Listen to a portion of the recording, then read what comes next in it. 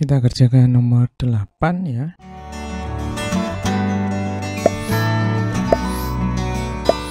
Di sini nomor 8 ada senapan mesin menembakkan peluru bermassa 200 gram dengan kecepatan 300 meter per sekon.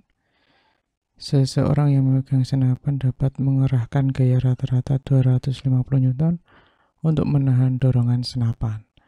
Jumlah maksimum peluru yang dapat ditembakkan dalam 1 menit. Nah, berarti ini delta T-nya ya. Oke, nah untuk ini kita punya kesepakatan ya. Jadi sebelum ditembakkan pelurunya diam. Jadi kecepatan awalnya adalah 0 atau V1-nya 0 ya. Setelah ditembakkan kecepatan pelurunya sebesar 300 meter per sekon. Jadi pembahasannya kita tulis terlebih dahulu yang diketahui itu ada massa peluru 200 gram, jadi jadikan kilogram 0,2 kilogram.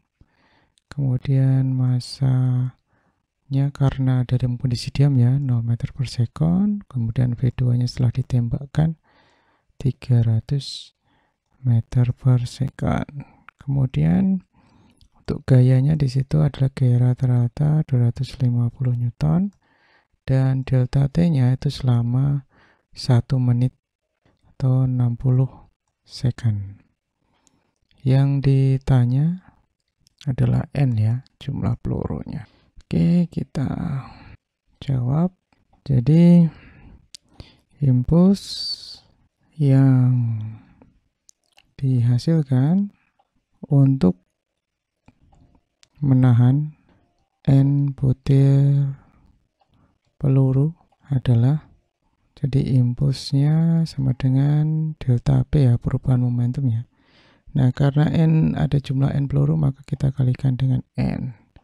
Jadi impuls itu adalah F kali delta T, sedangkan perubahan momentum adalah M. V2 kurangi V1 dikali N.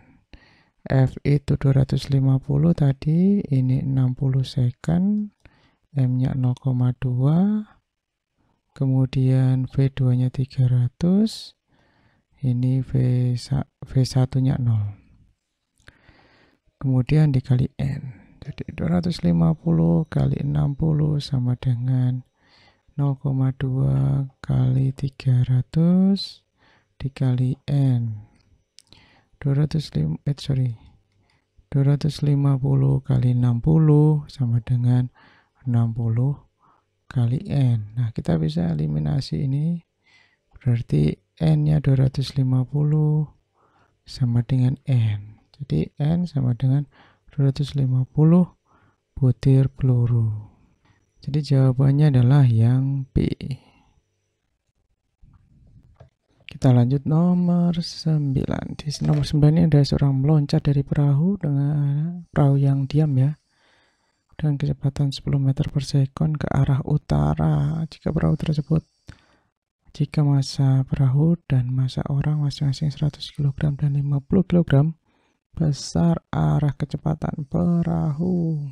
Besar dan arah berarti. Nah, untuk itu ada perjanjiannya. Di sini ada perjanjiannya. Pertama-tama itu kalau misalkan ke arah utara kita sebut positif, kalau kita ke arah selatan itu negatif ya.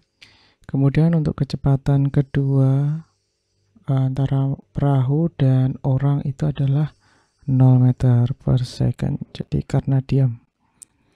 Jadi kita tulis dulu pembahasannya.